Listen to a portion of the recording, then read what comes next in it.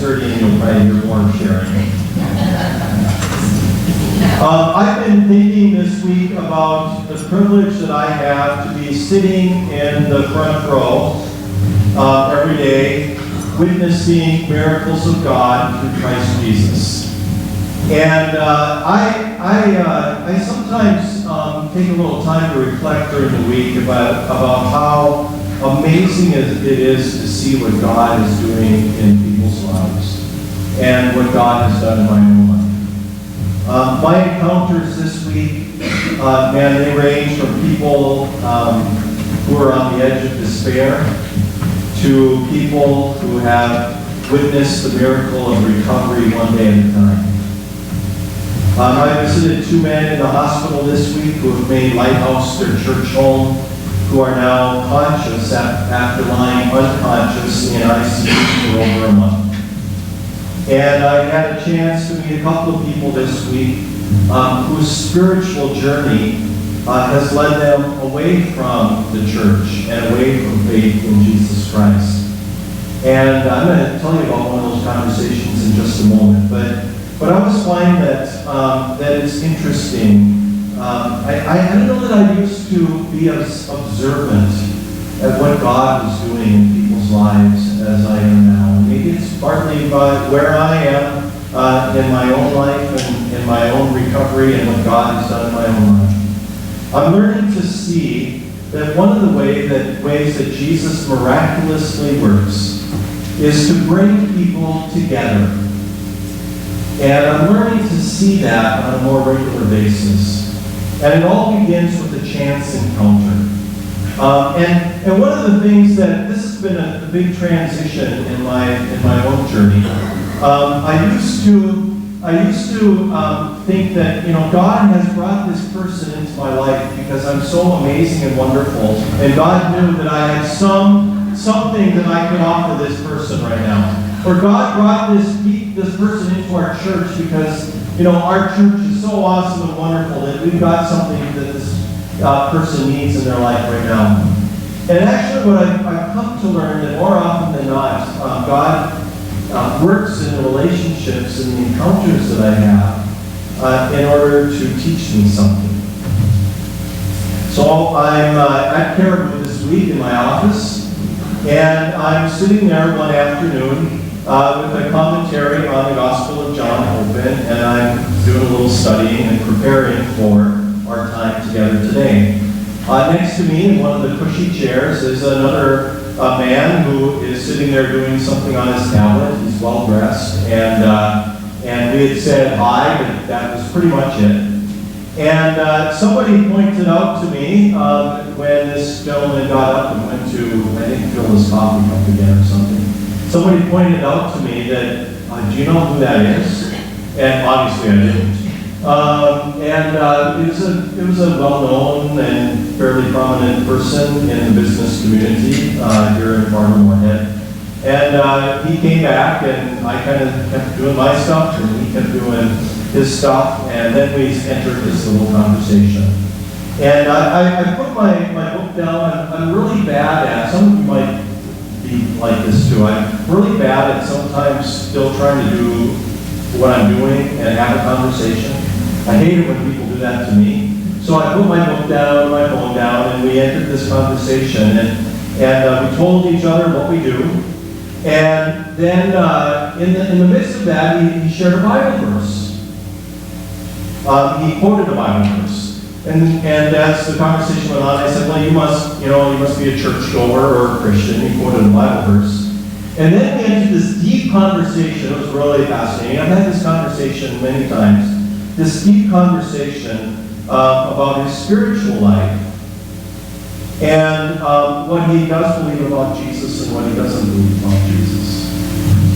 And he shared with me that he sees Jesus as a great teacher.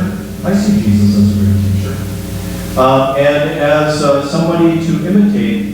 But he wasn't so sure that Jesus was the Son of God, or that Jesus was the divine revelation for us.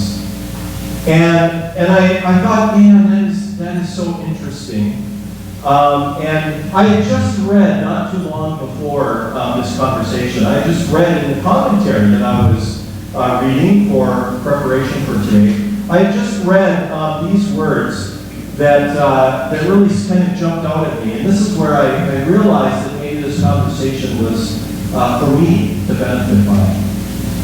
These words, they're going to be on the screen because it's a little bit of a long quote. They're from C.S. Lewis.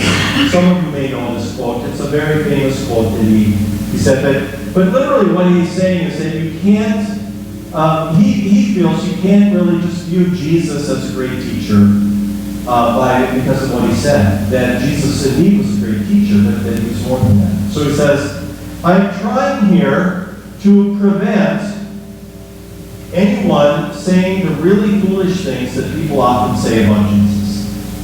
Like, I am ready to accept Jesus as a great moral teacher, but I don't accept his claim to be God. That is the one thing we must not say. A man who was merely a man and said that sort of things, the sort of things Jesus said, would not be a great moral teacher. He would either be a lunatic, on a level with a man who says he is a poached egg, or else he would be the devil of hell. You must make your choice. Either this man was and is the Son of God, or else a madman, or something worse. You can shut him up for a fool, or you can spit at him and kill him as a demon, or you can fall at his feet and call him Lord and God. But let us not come with any patronizing nonsense about his being a great human teacher. Man, that's such a challenging and interesting statement. That's C.S. Lewis. And it really spoke to me that here in the midst of this conversation, I had just kind of read those words. By the way, I didn't quote those words to him that day. I have learned that it usually doesn't lead to somebody maybe eventually trusting Jesus to tell them that I think they're wrong. I just like to listen and learn and encourage and invite. And so I'm not sure if this man will ever come here again, or if we'll ever connect again. I invited him to come and see. I did say, you should come and meet my weird friends. Thought I would warn him.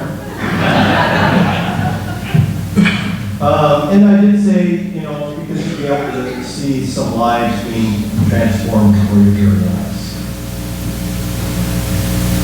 And the conversation now is in God's hands, and we'll see where it goes. But it occurred to me that the question that he and I discussed that day is the question that we are going to discuss today.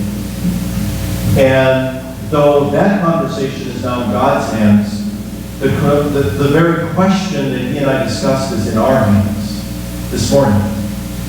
And the question is, who is Jesus? Is he a great teacher? Is he just someone to emulate? Or is he the Son of God? And as he says, the way, the truth, and the life. And the deal is we all get to answer that. There's no pressure. It's just that question is put out there before us. And it's interesting because it's the question that John chapter 5 is addressing. So if you're to look at the Gospel of John, some of you have been reading the Gospel of John because we've been going through it. If you were to read chapter 5 of the Gospel of John, you would see that Jesus and John are really addressing this question, who is Jesus? And he's just kind of making a claim and letting us kind of wrestle with it. So grab that Bible again, and we're on page 885, John chapter 5. And in verse 16, Jesus goes on to talk a little bit about his own claims. So listen to what Jesus says. So the Jewish leaders began harassing Jesus for breaking the Sabbath rules. But Jesus replied, my Father is always working, and so am I. So the Jewish leaders tried all harder to find a way to kill him. For he has not broke the Sabbath. For he not only broke the Sabbath, he called God his Father, thereby making himself equal with God.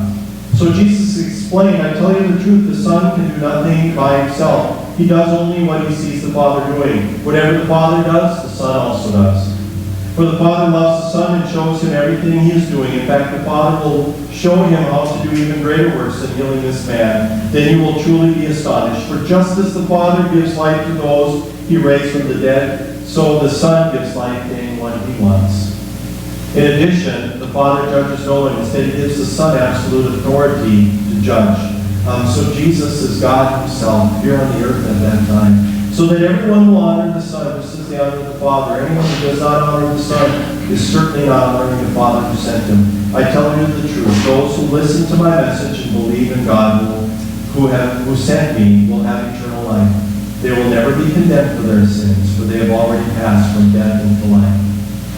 A little bit later in that chapter, he says that he's talking to the Jewish people, and he's saying, you really turn to the Bible or the Scriptures or the Old Testament for your explanation of how to come to know God. But he says, I want you to know that those Scriptures, that Old Testament, it points to me. It points to me.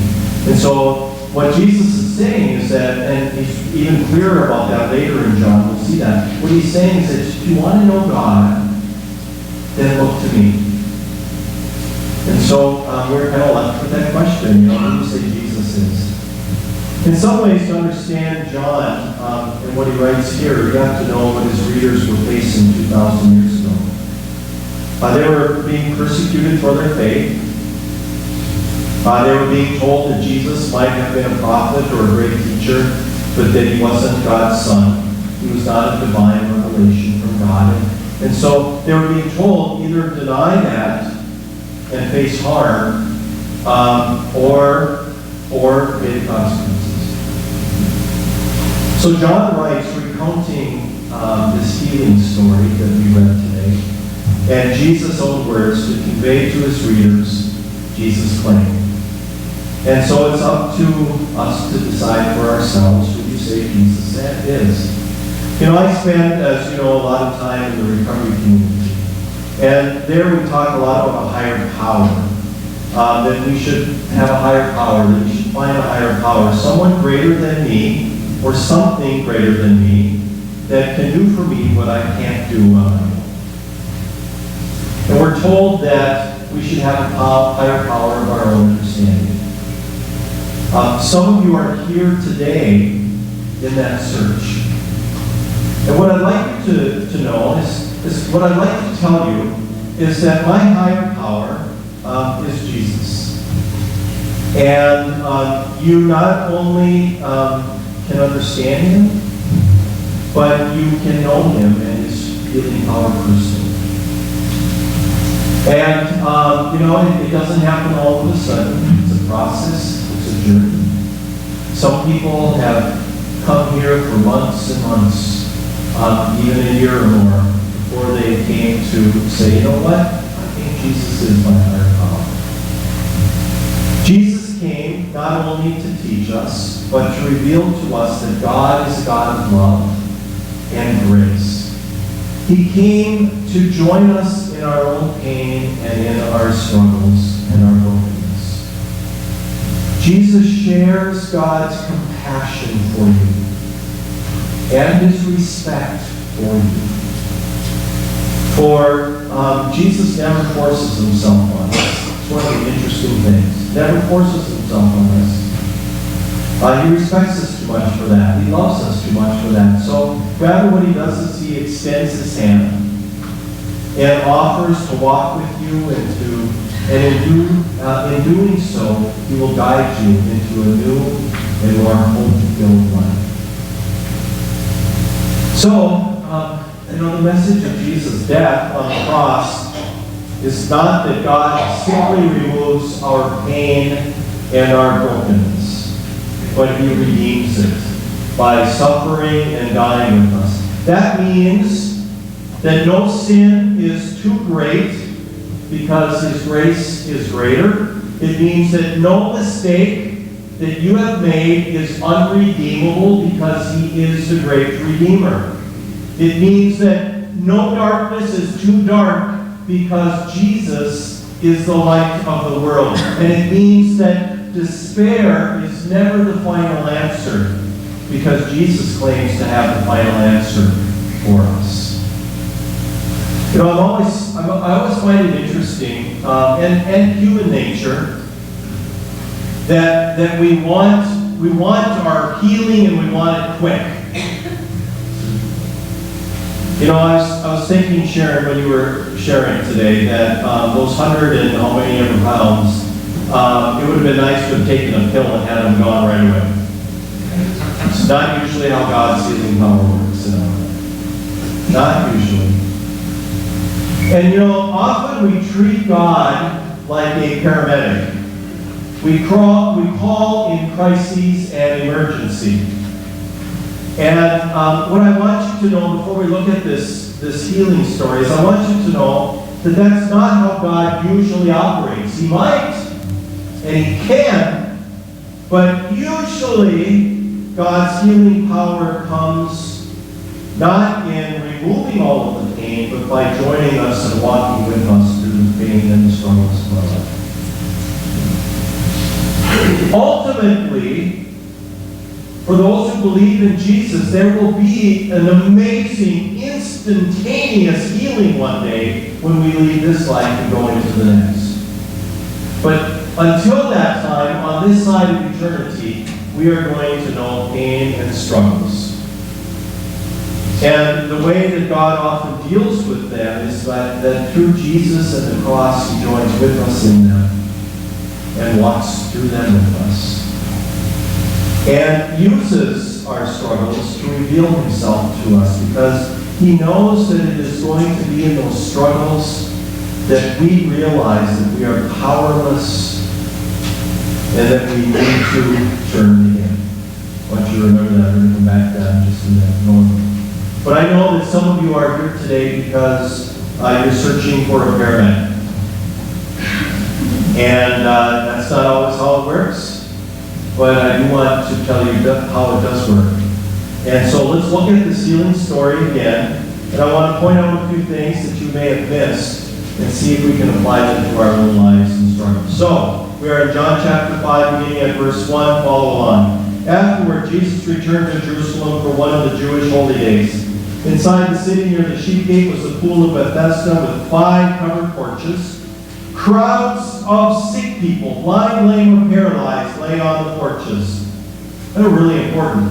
I'm wondering if when we read the story earlier, if you missed that there were crowds of sick people there. And Jesus didn't heal them that day. Jesus is not written about. You know, Jesus didn't waltz in and just kind of say, you're all healed. He picked one guy. Probably for a reason. Maybe we can learn from it. And I suspect that what we can learn is here. Look at verse 5. One of the men was lying there, and he had been sick for 38 years. 38 years. Yes, Heather, I know that's older than you, but 38 years, I mean, that is a long time. And you know, it's almost like Jesus comes in and He picks the worst of the worst to demonstrate something that He wants us to learn. He didn't just pick any sick man. He picked the guy who had been sick for 38 years. Now, to some of you, that might sound kind of odd. I was thinking about that this week. I was thinking about if you've had an illness, a long-term illness, then chances are, to one degree or another, you have probably counted the period where that illness has been part of your life. Those of you who are in the recovery community, you talk all the time about your drinking or using careers. We call them careers. You know, I had a drinking career, 20 years or 30 years, or a using career. So we know how long we were plagued by that illness. If you are in remission for that disease, chances are you know exactly how long you have been in remission. If you have suffered depression or mental illness, we heard it from Doug earlier, it was probably like 3 years. We know how long we suffer with the illness. Chances are you know knew when it began, and chances are you knew when it ended. If you had cancer, you remember the day you were diagnosed, and you know how long you have been in remission. If you had a heart attack, you know which day that occurred. If you are still in the midst of grief from the loss, the death of a loved one, chances are you know exactly how long. You know the date your loved one passed away, and you know how long you have been struggling with grief. This man has been struggling for 38 years, and what I want you to know is that if you are struggling today, God knows it. He knows just how long it's been. He knows to the minute and to the day how long you've been struggling. Now, there might be another cue here why Jesus chose this guy, and I think it's possible that it's relayed to us in verses 13 and 14. It says that the man didn't know, for Jesus had disappeared into the crowd, but afterward Jesus found him in the temple and told him, "Now you are well, so stop sinning, or something even worse may happen to you." That's really an interesting text. Now, we don't know for sure, but it's possible that this man's illness or struggles were due to his own sin. Now, we read in other places in the Bible that suffering is not an index for our sin or our brokenness. In other words, sometimes we go through struggles and pain and suffering, and it has nothing to do with our sin or our brokenness. We live in a broken world. Sometimes stuff just happens. But we know, and I suspect that this crowd knows, that sometimes our suffering is a result of our own actions. And we know that. And it might be important because for some of us, the first step in finding healing and recovery may be to stop blaming everyone else and take responsibility ourselves for our actions. Verse 6.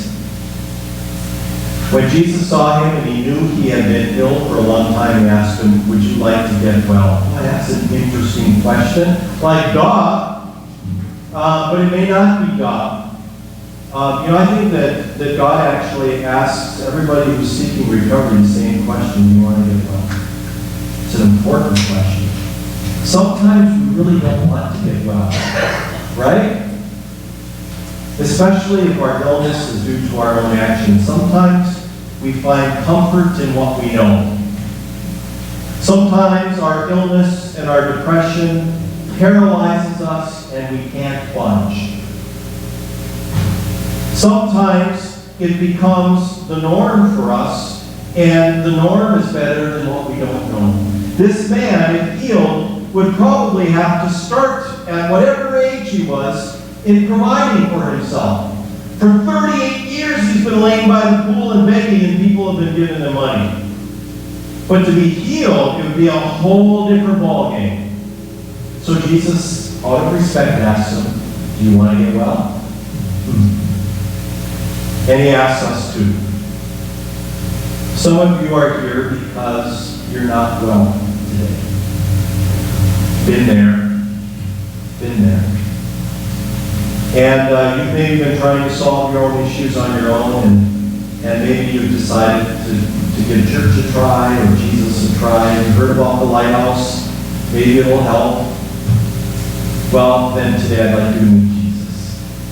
It's my friend. He is my higher power. I believe he is the Son of God. He is the higher power who can bring healing and recovery and hope into your life. And he asks, "Do you want to get well? Do you want to get well?" Verse 7. We're almost done. Verse 7. "I can't, sir," the sick man said, "for I have no one to put me into the pool when the water bubbles up. Sometimes someone else always gets there ahead of me." That's interesting. They actually believed that angels would come down and they would stir that water once in a while, and the first person in the pool would get healed. And so he wasn't able to do it on his own, and he actually said something that's pretty profound, and many of you recognize what he said already. I can't do it by myself. Can't do it by myself. For those of you who spend time in the recovery world, that's the first few steps. I can't do it by myself. For others of you, it's a profound theological statement. That's what Lighthouse is all about. You can't do life on your own. We need each other. We need God. And so he comes, before Jesus and says, well, I'm kind of powerless to do this thing on my own. Verse 8, Jesus told him, stand up, pick up your mat, and walk. Jesus says, stand up. We're going to do this together, Jesus says. You see, Jesus usually heals us by joining with us. He brings His grace and power and walks with us. But we do our part as well. Jesus doesn't force the man to get up. He says, okay, you want to be healed? Stand up. He invites us into the healing process. He invites you into the healing process. He touches us, empowers us, and walks with us. And with Jesus, the impossible can become possible. With Jesus, the impossible can become possible. Pick up your mat and walk. Pick up your mat and walk. It's interesting if you think about it. This mat had been carrying this man for 38 years. And now Jesus says, it's time you pick up the mat and walk yourself. What the man could not do on his own, he could do through the power of Jesus Christ. I don't know what man's been carrying you, and I don't know how long it's been. It might have been 38 minutes, it might have been 38 years. But if you are here carrying an addiction around, Jesus' question is, do you want to get well? Perhaps it starts today with Jesus. You might be being carried around by an act of mental illness or depression or grief. And Jesus' question to you is the same as it was to them 2,000 years ago. Do you want to get well? It all begins today with meeting Jesus. And so this healing process is a journey with God, and it's a process. Rarely does it happen instantaneous. It doesn't often happen with bands playing and angels singing. But it does happen in life communities and with people who love you and care for you like there are around you today. And it happens not through our own power, but through the very power of God. So here's your action plan. If you've not been here before, we have an action plan every week. If you choose to do it, I have two things today. I was thinking this week about those again in the recovery community. Step 6 says, we became entirely ready or entirely willing to have God remove all these defects of character. And we're asking a willing question today. Do you want to get well? Jesus asked, do you want to get well? And so I'm going to encourage you to write or journal this week about that question. Gail, do you want to get well? Don't do my name. And write it out and maybe discuss it with somebody that you trust. It might be a sponsor or a friend or a group that you are part of. Second thing is this, this walk with Jesus, it means standing up and moving forward in faith. And so I want to encourage you. We have an awesome opportunity right now to invest in our faith. I would love if every one of you was here this Wednesday at our Ash Wednesday service.